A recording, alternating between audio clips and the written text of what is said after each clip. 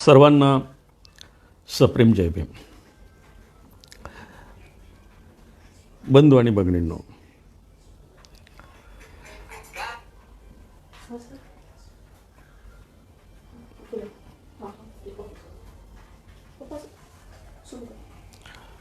सर्वांना सप्रेम जय भीम. बंधू आणि भगिनींनो, आज 15 ऑगस्ट आपल्या देशाचा स्वातंत्र्य दिन. अमृत महोत्सवी स्वातंत्र्य दिनाच्या निमित्ताने आपण सर्वांना स्वातंत्र्य दिनाच्या मी खूप खूप शुभेच्छा देतो. त्याचबरोबर आज 15 ऑगस्ट हा आणखी एका वैशिष्ट्याने आंबेडकरी चळवळीत ओळखला जाणारा दिवस आहे, आणि ते म्हणजे आज वामनदादा कर्डक नावाच्या महाकवी जन्माला 15 ऑगस्ट 1922 साली. आणि म्हणूनच वामनदादाच्या या जन्मशताब्दी वर्षाबद्दलही मी तमाम आंबेडकरी जनतेला या निमित्तानं मनापासून शुभेच्छा देत आहे. खरं तर हा वामनदादाचा जन्मशताब्दी वर्षाच्या सोहळ्यामधला आजचा एक भाग आहे. आमचे मित्र पुण्याचे राहुल खांडेकर आणि त्यांच्या सगळ्या सहकाऱ्यांनी बहुजन संघटक पुणे या पेजवर गेल्या वर्षभरापासून वामनदादाच्या जन्मशताब्दी वर्षाच्या निमित्तानं वामनदादा समजून घेताना ही एक व्याख्यानमाला, मुलाखतीचा एक दौर वर्षभर अतिशय चिकाटीनं मेहनतीनं वर्षभर चालवला आहे. अजूनही तो संपलेला नाही. वर्ष संपत आलं तरी अजूनही तो संपलेला नाही. संपूर्ण महाराष्ट्रभर फिरून, नुसतं महाराष्ट्रभरच नाही तर महाराष्ट्राच्या बाहेरही जाऊन त्यांनी वामनदादावर प्रेम करणारे अनेक कलावंत, गायक, गीतकार, आंबेडकरी चळवळीतले कार्यकर्ते, साहित्यिक अशा सगळ्या विविध स्तरातील व्यक्तींच्या गाठीभेटी घेऊन त्यांच्याशी संपर्क साधून त्यांना वामनदादाच्या संदर्भात बोलकं केलं. त्यांच्या मनातल्या आठवणी पुन्हा एकदा उजळून काढल्या. आणि हा असा जो कार्यक्रम वर्षभर सुरू आहे याचाच एक भाग म्हणून आज मी नारायण जाधव येळगावकर बुलढाण्यावरून आपल्याशी हितगुज करण्याचा, संवाद साधण्याचा मी प्रयत्न करणार आहे. बंधूजनो, 15 ऑगस्टला आपण स्वतंत्र झालो आणि 15 ऑगस्टला वामनदादा नावाच्या महाकवीचाही जन्म झाला. जन्म दादांचा 1922ला झाला. आपण स्वतंत्र 1947ला झालो.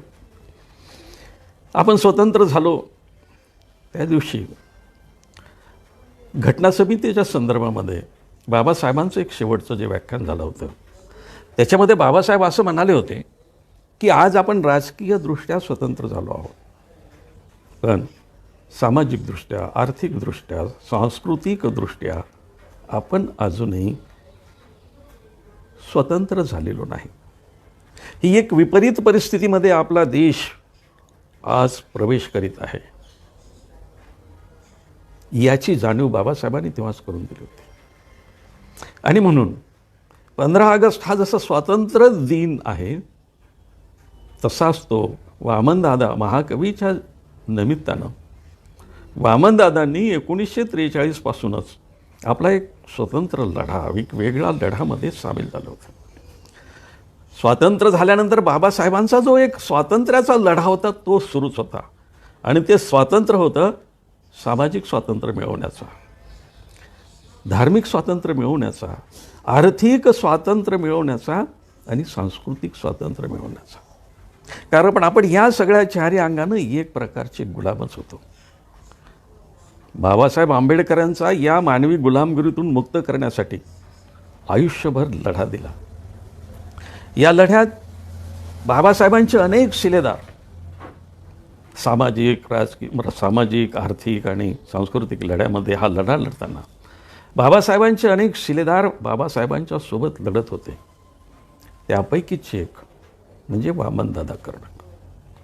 वामनदादा कर्डकांनी आपल्या आयुष्यभर लेखणीची तलवार करून हा सांस्कृतिक संघर्षाचा लढा, आर्थिक संघर्षाचा लढा, सामाजिक संघर्षाचा लढा वामनदादांनी अविरतपणे आजीवन सतत सुरू ठेवला. एक सच्चा सैनिक म्हणून ते लढतच राहिले.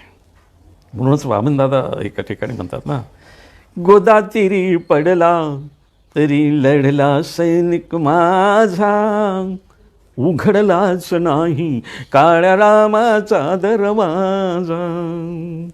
गोदातीरी पडला तरी लढला सैनिक माझा, उघडलाच नाही काळ्या रामाचा दरवाजा.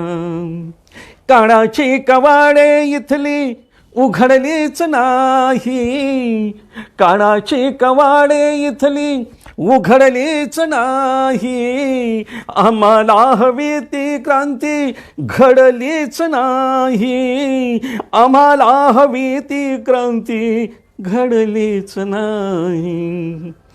भटाचे पुजारी मधले जा धिडग्यांनो जा जा, उघडलाच नाही काळ्या रामाचा दरवाजा उघडला नाही. म्हणजे इथल्या संस्कृतीच्या समतेचा दरवाजा उघडला नव्हता, सामाजिक समतेचा दरवाजा उघडला नव्हता. कागदावर अस्पृश्यता नष्ट झाली होती, कायद्यानं अस्पृश्यता नष्ट झाली होती, पण प्रत्यक्षात ती तशीच जिवंतच होती. सामाजिक गुलामी, जातीयतेची गुलामी तशीच होती. आणि वामनदादा या लढ्याच्या विरुद्ध लढत होते. नाशिक काळाराम मंदिरांचा सत्याग्रह सतत 5 वर्ष चालला. 5 वर्ष सुरू होता ना. तो कशासाठी सुरू होता? तो सामाजिक समतेसाठी होता, तो सामाजिक स्वातंत्र्यासाठी होता, तो आर्थिक स्वातंत्र्यासाठी होता. आणि मित्रांनो, दुर्दैवानं स्वातंत्र्य दिनाचा अमृत महोत्सव सादर करतानाही हा लढा आजही सुरूच आहे. अजूनही खऱ्या अर्थानं सामाजिक, धार्मिक गुलामगिरी संपुष्टात आलेली नाही. अगदी कालच राजस्थानमधली घटना आपण सगळ्यांच्या कानावर गेली असेल. एका शाळेमध्ये अस्पृश्य विद्यार्थी वर्गात शाळेत ठेवलेल्या पिण्याच्या पाण्याच्या माठाजवळ गेला आणि तेथून तो पाणी पिला. म्हणून माठ बाटवला म्हणून शिक्षकानंच त्याच्या कनपटीत मारले. पोरगा भेदरून गेला. त्याला घरी नेलं, डॉक्टरांकडे औषधोपचार केला, परंतु त्याला आराम नाही पडला. काल त्या मुलाचं एका एपिस्थळामध्ये निधन झालं बांधून. आजही ही सामाजिक गुलामगिरी तितक्याच तीव्रतेने जिवंत आहे. परला UPमध्ये असाच एका लोकप्रतिनिधीच्या घरी काम करणाऱ्या एका नोकरानं त्याचा पगार मागला, मोबदला मागला. त्याला जीव घेण्या पद्धतीनं ठोकून काढलं. ही जी सामाजिक गुलामगिरी आहे, हा लढा अजूनही संपलेला नाही बांधून. वामनदादा हाच लढा आयुष्यभर लढत होते. सांस्कृतिक लढा लढवत होते, सामाजिक लढा लढत होते आणि आर्थिक विषमतेचाही लढा लढत होते. सांगा आम्हाला बिर्ला बाटा टाटा कुठं आहे हो. हे गाणं आता आपल्या ऐकून ऐकून ऐकून ऐकून अगदी खूप गुळगुळीत झालेलं आहे. मग ते सादर करावं का नाही हा कधी कधी प्रश्न पडतो. त्याचा उल्लेखही करावं का नाही प्रश्न पडतो. पण त्या गाण्यातलं भीषण वास्तव जे आहे, तो वाटा अजूनही त्या वाट्यापासून आम्ही वंचित आहोत. आणि म्हणून त्या वाट्याची पुन्हा पुन्हा आपल्याला आठवण करून देणं भाग पडतं. आणि वामनदादा आपल्या लेखणीच्या बळावर हा लढा लढत होते. हा सांस्कृतिक होता, हा सामाजिक लढा होता. आणि म्हणून वामनदादा आयुष्यभर आपली लेखणी हातात घेऊन या लढाईत त्यांनी निकराने सहभाग घेतला. दादांनी या लढ्यासाठी आपल्या गाण्याचा, आपल्या रचनांचा एक शस्त्र म्हणून, एक आयुध म्हणून सतत वापर केला. आणि अन्याय, अत्याचार, रूढी, परंपरा या सगळ्या गोष्टीवर ते अगदी वाघासारखे तुटून पडायचे. दादांची गाणी या कानानं ऐकून या कानं सोडून द्यावी इतकी सहज ऐकावी अशी नाही. त्याच्यातली अन्यायाविरुद्धची चीड, त्यांचा तो प्रखर जोश त्यांच्या शब्दातून सतत व्यक्त होत गेला आहे. पहा ना आता ही एक रचना काय म्हणते. अन्यायाचे चिरा चांबडी, चिरा करा चिंधड्या, चिरा करा चिंधड्या नाही तर हाती भरा बांगड्या, चिरा करा चिंधड्या नाही तर हाती भरा बांगड्या. ही अन्यायाची जी चांबडी आहे ती चिरण्यात आजही आपण कमी पडत आहोत की काय?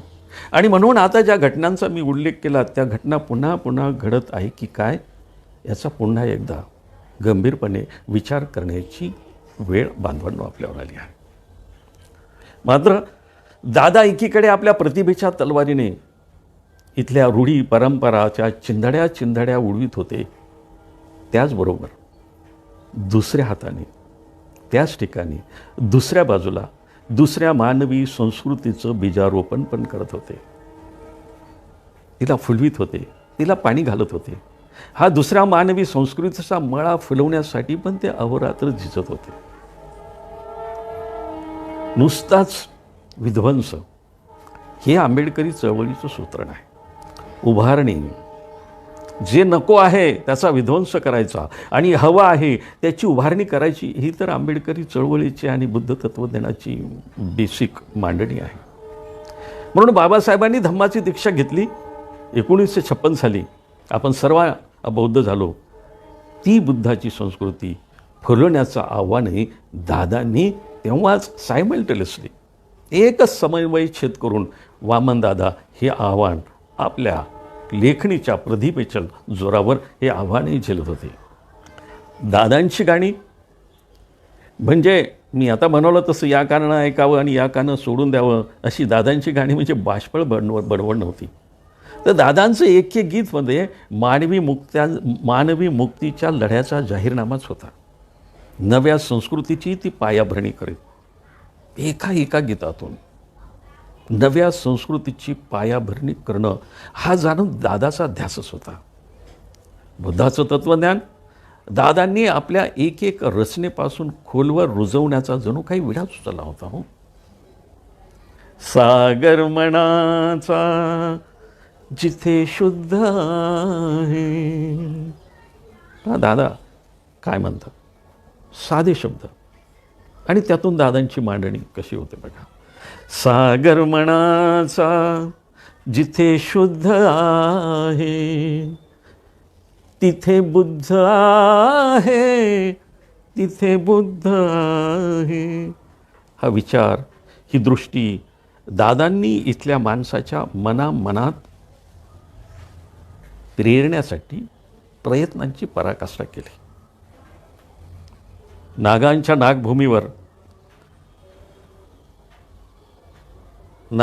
नागभूमी या नगरीत 1956 साली धर्मांतर होत आहे. पंचशील त्रिशरणाच्या जयघोषांनी सारी नगरी दुमदुमून जाते. तसे वामनदादा लिहिते होतात. त्रिशरणाचे पंचशिलाची घुमते मंगलधामी, बुद्धं शरणं गच्छामि, धम्मं शरणं गच्छामि, बुद्धं शरणं गच्छामि, धम्मं शरणं गच्छामि. त्रिशरणाचे पंचशिलाची घुमते मंगलधामी, बुद्धं शरणं गच्छामि, बुद्धं शरणं गच्छामि. ना शोध कुणाचा उसना, दुःखाचे कारण तृष्णा. हा शोध कुणाचा उसना नाही. बुद्धाने हा शोध कुणापासून उसना घेतलेला नाही हे दादा इथे सुरुवातीलाच नमूद करतात. ना शोध कुणाचा उसना, दुःखाचे कारण तृष्णा. तोडतयावर सांगून गेला महान अंतर्यामी, बुद्धं शरणं गच्छामि. आली रे नामी संधी, आली रे संधी नामी, सांगितले वामन लामी, पंचशिलेचे उतल पोतडी येईल आपल्या कामी, बुद्धं शरणं गच्छामि, बुद्धं शरणं गच्छामि, पंचशिलेचे उचल पोतडी येईल आपल्या कामी, बुद्धं शरणं गच्छामि, धम्मं शरणं गच्छामि. बुद्धाचं तत्त्वज्ञान घासून पुसून गाळून सामान्य माणसाच्या गळी कसं उतरावं हे वामनदादाकडून शिकून घ्यावं.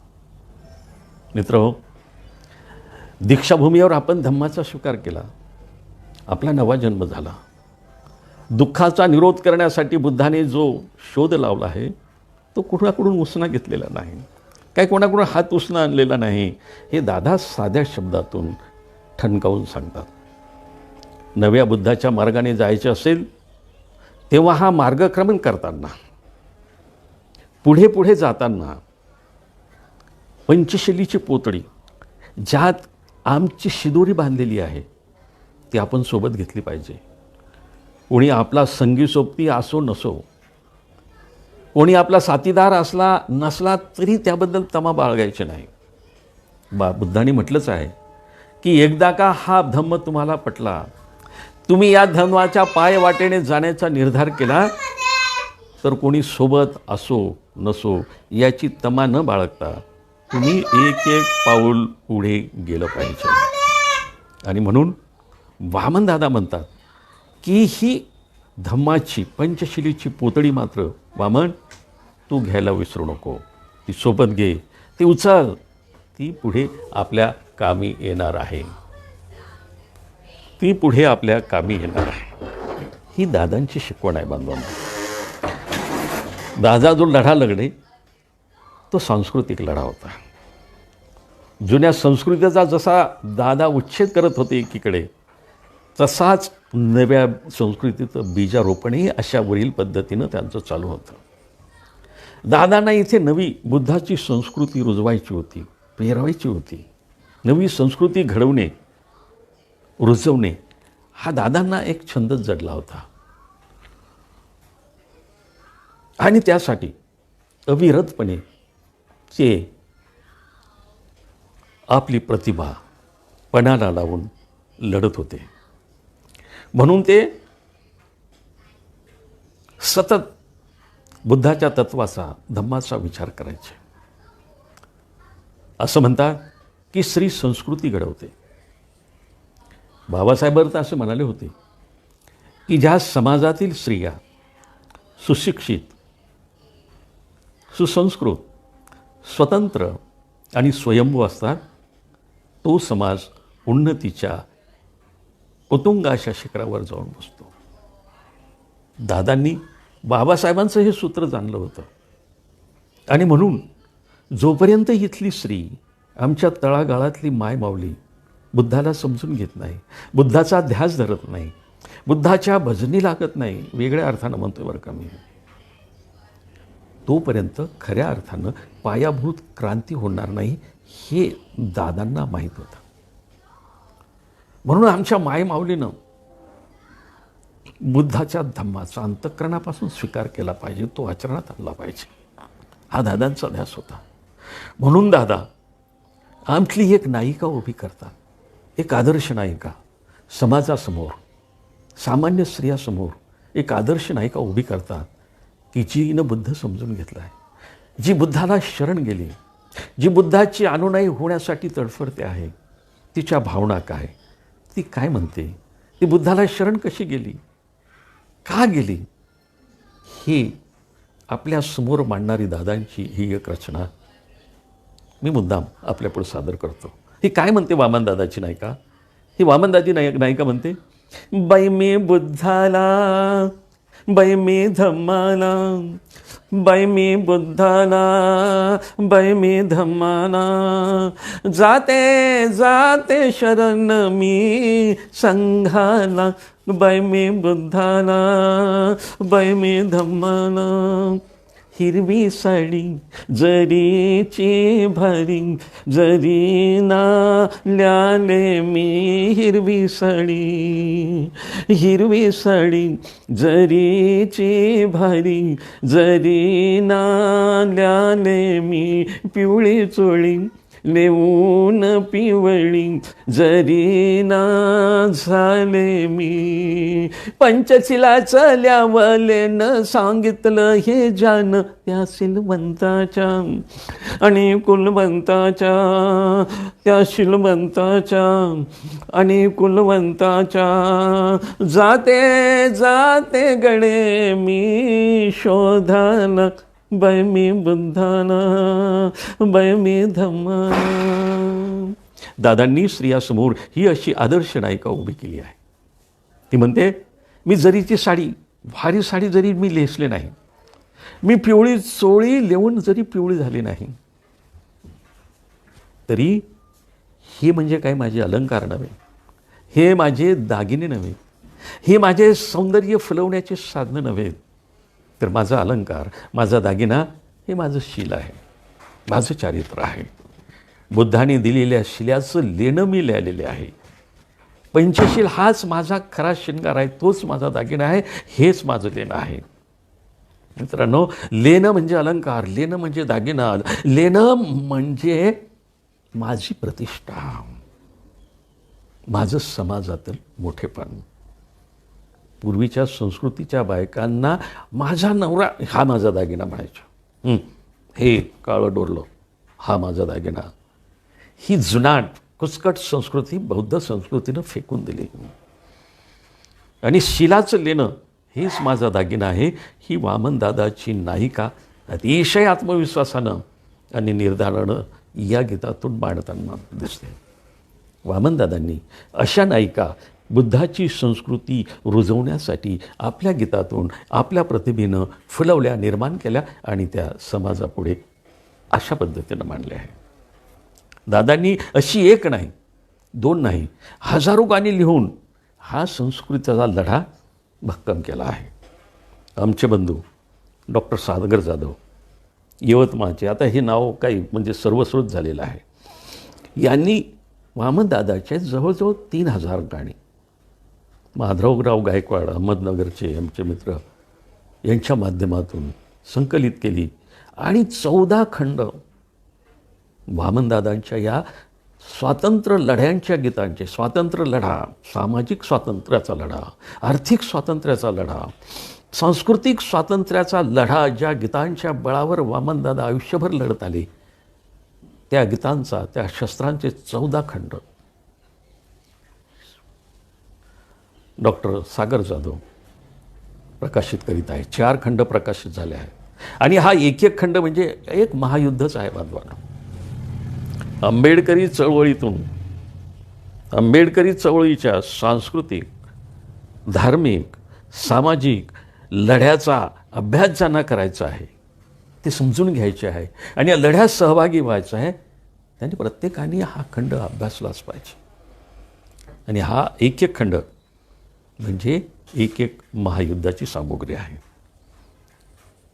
मात्र आता एक प्रश्न असा निर्माण होतो की दादांनी अशी एवढे हजारो गाणी लिहिली, त्यांनाही तर संस्कृती निर्माण करायची, रुजवायची होती.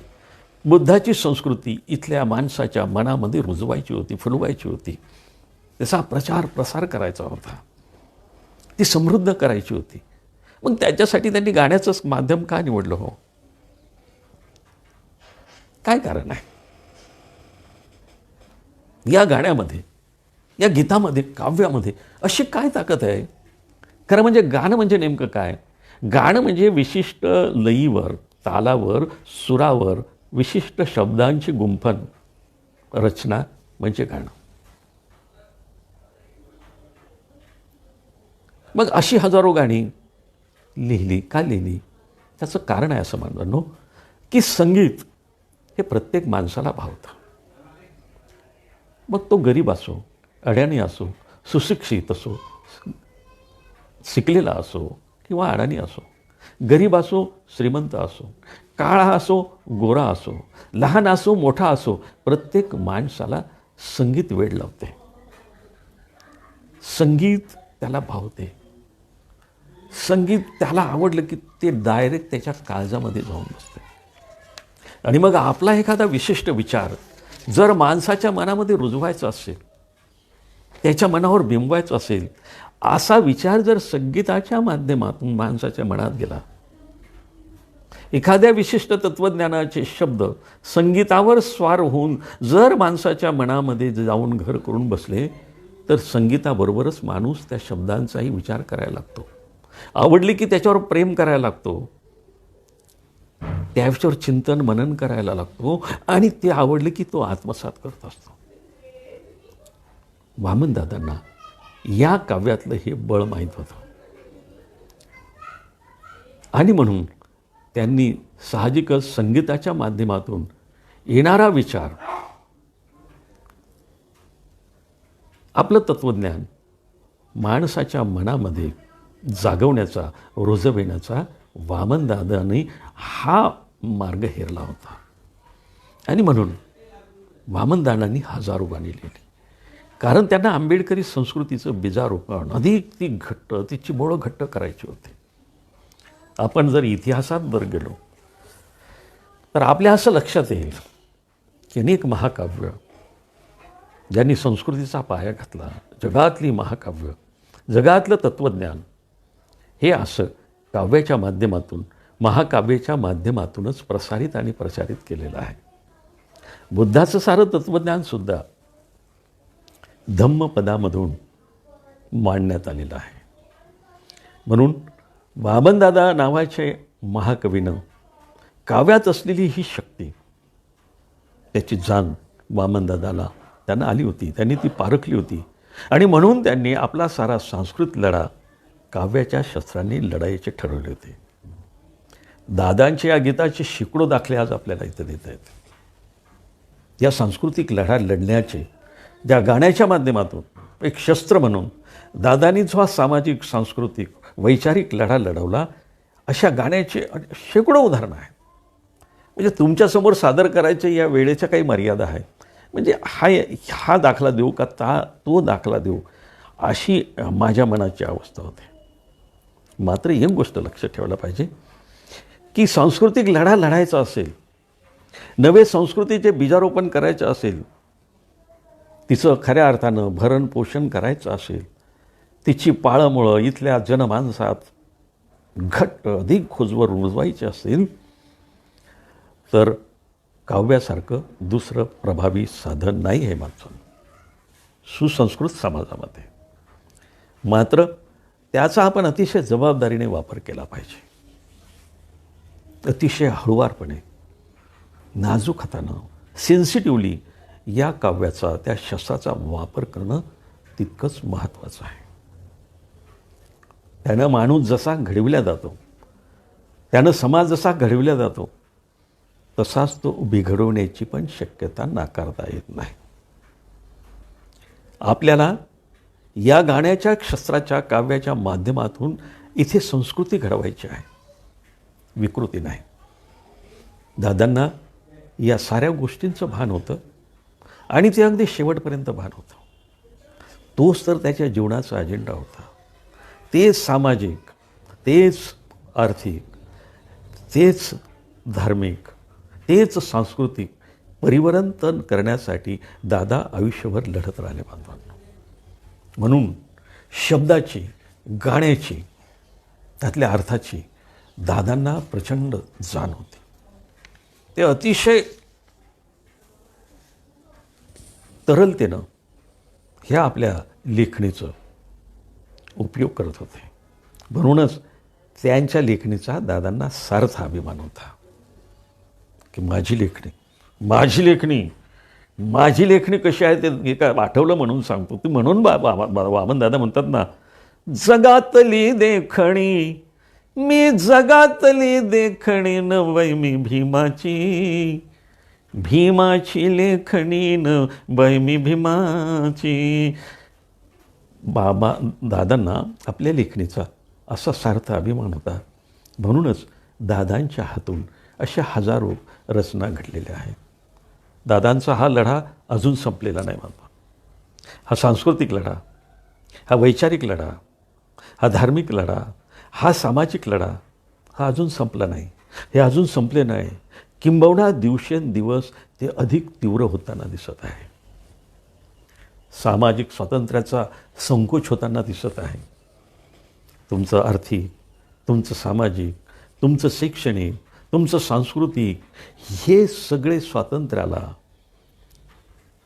पुन्हा कुंपणं घालण्याचं काम आपल्या देशामध्ये अतिशय चलाकपणे सुरू आहे. त्यामुळेच वामनदादासारखे महाकवी पुन्हा पुन्हा निर्माण करणं ही तुमची आमची जबाबदारी आहे. वामनदादाच्या जन्मशताब्दी दिनाच्या निमित्तानं याची जाणीव आपण सर्वांना प्रखरपणे झाली पाहिजे. तर बहुजन संघटकनं वर्षभरचे हे विविध कार्यक्रम राबवले, जी जनजागृती केली. बहुजन संघटचा हेतू हाच होता की वामनदादासारखे गीतकार, वामनदादासारखे लढवय्ये, गायक, कवी निर्माण झाले पाहिजे. त्यातून प्रेरणा घेऊन पुढे आले पाहिजे. कारण अशा गायकांची, अशा गीतकारांची प्रचंड दुष्काळ आज आपल्या चळवळीमध्ये दिसतो. त्यागातून, समर्पणातून लढणारे आणि पुढे येणारे प्रतिभावंत आज समाजामध्ये दुर्मिळ झालेले आहे. ते निर्माण व्हावे. कारण आपण धर्म बदलला म्हणजे काय, संस्कृती बदलली ना हो. धर्म म्हणजे संस्कृतीचं दुसरं नाव आहे. आणि धर्म कशासाठी बदलला? बाबासाहेब आपल्या भगवान बुद्ध आणि त्याच्या धम्मामध्ये धम्माचं उद्दिष्ट काय, हेतू काय, याचं स्पष्टीकरण देताना म्हणतात the reconstruction of the world असा शब्द बाबासाहेबांनी वापरला आहे. जगाची पुनर्रचना, याच्यासाठी धम्माची आवश्यकता आहे. म्हणून तर बाबासाहेबांनी बुद्ध धर्माचा स्वीकार केला होता. आणि आपण बुद्ध धर्माचा स्वीकार केला, धर्म बदलला म्हणजे सगळंच बदललं ना. तुमचं खाणं पिणं, तुमचं राहणं, तुमचे कपडे, तुमचं स्वप्न, तुमचे उद्देश, तुमचे हेतू, तुमचा जीवनातल्या सगळ्याच अंगानं प्रचंड बदल झाला तेव्हा. तो महात्मा गांधी, बाबासाहेबांनी धर्मांतराची घोषणा केली तेव्हा महात्मा गांधी म्हणाले होते, अरे धर्मांतर करणं म्हणजे काय, शर्ट सदरा बदलण्यासारखं सोपं वाटतंय का आंबेडकरांना? पण मित्र हो, मी नम्रपणे सांगू इच्छितो की धर्माचा बदल कसा हे आमच्या इतकं आणखी कोणाला कळलं नाही. आम्ही सगळा आमूलाग्र बदल करून टाकला. आमचं खाणं, आमचं पिणं, आमच्या सवयी, आमचं लेणं, आमचे स्वप्न, आमचे उद्दिष्ट, सगळ्या गोष्टी आम्ही फार बदलून टाकल्या. आमचे सण त्योहार, सण हे संस्कृतीचं लक्षण असते ना, सण त्योहार आम्ही बदलून टाकले आमचे. पूर्वी दिवाळीला लेकं बाळीचं लग्न झालं की दिवाळीला जाताना ती म्हणायची की बाई मी आता मी दिवाळीला जाणार आहे. आता आमच्या लेकीबाळी दिवाळीची वाट पाहत नाही. ते म्हणतात आंबेडकर जयंती कधी येईल, मी जयंतीला माझ्या माहेरी जाणार आहे. बुद्ध जयंती कधी येईल, आषाढी पौर्णिमा कधी येईल, धम्मदीक्षा म्हणजे आपण जे धर्मांतर केलं तो दिवस कधी येईल, विजयादशमी कधी येईल. त्या दिवशी ती माहेरी जाण्याची तिला ओढ लागत असते. ह्या संस्कृती बदल आहे. हा संस्कृती बदल व्हावा यासाठी वामनदादा आयुष्यभर झटत राहिले. या संस्कृती बदलाचं एक आमची लेकबाळ आहे, तिला घरी जायचं आहे भीमजयंतीच्या कार्यक्रमाला. तिला माहेरची ओढ लागली आणि मग ही ओढ ती कशी शब्दात व्यक्त करते. वामनदादाचं सुंदर गीत मला आता मागच्या आठवड्यामध्ये मिळालं. मी बुलढाण्याला एका कामासाठी गेलो होतो गावी. आणि भादोल्याचे जे भादोलेकरांचं जे कलापथक आहे, त्या कलापथकातले सगळे कलावंत आता नाही राहिले, पण त्यातील जनार्दन गवई एक उत्कृष्ट कलावंत होते. त्यांच्या पत्नी, त्यांच्याशी माझी भेट झाली. मला 2 दिवस त्यांच्या सहवासात राहण्याचा योग आला.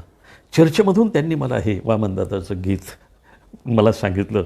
मला ते आवडलं. ही जयंती गीत आपल्या माहेराला जाण्याची ओढ कशी लागली या माऊलीला, ती या गीता. आणि माझं माहेर काय, माझ्या माहेराचा थाट काय असतो जयंतीचा, ही ती कसं मांडते वामनदादाचं. ही संस्कृतीचं प्रदर्शन आहे, याच्यामधले संस्कृतीची मांडणी आहे. आणि म्हणून या गीतानं आपण आजच्या या व्याख्यानाचा संवादाचा शेवट करतो हे सादर करतो वामनदादाचं गाणं. ती काय म्हणते बघा. माझं माहेर अंबाडवे गाव ग मला वाटत माहेरी जावं. माझं माहेर अंबाडवे गाव ग मला वाटत माहेरी जावं. माहेरच्या वाट पिंपळ बनलई दाट. माहेरच्या वाट पिंपळ बनलई दाट. पादावर बुद्धाचं नाव ग मला वाटत माहेरी जावं. पानावर बुद्धाचं नाव ग मला वाटत माहेरी जावं. माहेरच्या वाट आंबे बनलई दाट. हा माहेरच्या वाट आंबे बनलई दाट. पानावर धम्माचं नाव ग मला वाटत माहेरी जावं. पानावर धम्माचं नाव ग मला वाटत माहेरी जावं. माहेरच्या वाट वेळू बनलई दाट. पानावर संघाचं नाव ग मला वाटत माहेरी जावं. पानावर संघाचं नाव ग मला वाटत माहेरी जावं. शेवटचं आणि दादांची नाममुद्रा असलेलं कडवं सादर करतो. काय म्हणतात कवी. माहेरी माझ्या जयंतीचा थाट. माहेरी माझ्या जयंतीचा थाट. वामन पाहे बहिणीची वाट.